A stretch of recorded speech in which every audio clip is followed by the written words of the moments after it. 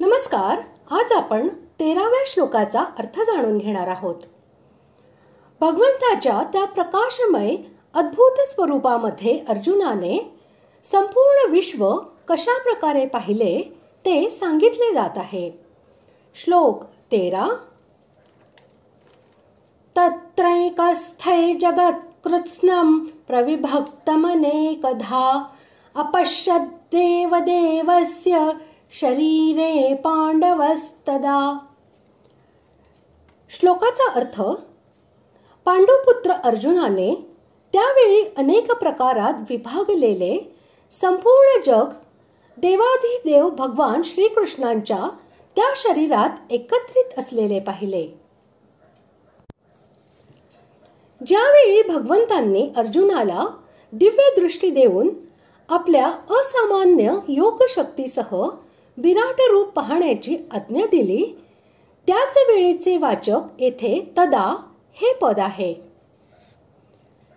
जगत अनेकधा, प्रविभक्तम आणि कृत्स्नम या विशेषणांचा प्रयोग करून येथे असे दाखविले आहे की देव, मनुष्य, पशु, पक्षी, कीटक, पतंग आणि वृक्ष इत्यादी भोक्तृवर्ग, पृथ्वी, अंतरिक्ष, स्वर्ग आणि पाताळ इत्यादी भोगस्थाने आणि त्यांच्या भोगण्याजोग्या असंख्य सामग्रींच्या भेदाने विभक्त अशा या संपूर्ण ब्रह्मांडाला अर्जुनाने भगवंतांच्या शरीरामध्ये एका ठिकाणी स्थित झालेले पाहिले. म्हणजे याचा एखादा अंश पाहिला असेल किंवा सर्व भेद विभिन्न भावनेने निरनिराळे न पाहता एकत्रित पाहिले असतील असे नव्हे. त्याने संपूर्ण विस्तार जसाच्या तसा व्यवस्थितपणे विभागशः पाहिला. अनेक प्रकारच्या विभागात विभागलेले, अर्थात हे देवता आहेत, हे मनुष्य आहेत, हे पशु पक्षी आहेत, ही पृथ्वी आहे, हा समुद्र आहे, हे आकाश आहे, ही नक्षत्रे आहेत इत्यादी इत्यादी विभागांसह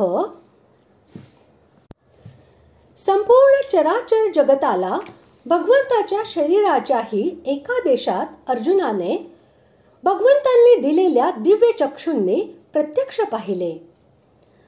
तात्पर्य: भगवान श्रीकृष्णाच्या लहानशा शरीराच्याही एका अंशात चर अचर स्थावर जंगमासह संपूर्ण संसार स्थित आहे.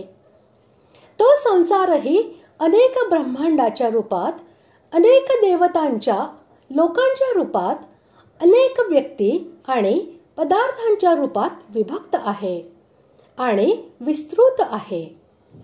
अशा प्रकारे अर्जुनाने स्पष्ट रूपाने पाहिले. 10व्या अध्यायाच्या शेवटी भगवंतांनी ही गोष्ट सांगितली होती की संपूर्ण जगाला मी एका अंशाने धारण करून स्थित आहे.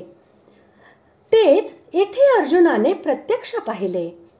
ही गोष्ट स्पष्ट करण्यासाठी एकस्थम म्हणजे एका देशात स्थित या पदाचा प्रयोग केला आहे. तत्र या पदाचा पूर्वीच्या वर्णनाशी संबंध आहे आणि येथे हे देवांचे देव असलेल्या भगवंतांच्या शरीराचे विशेषण आहे.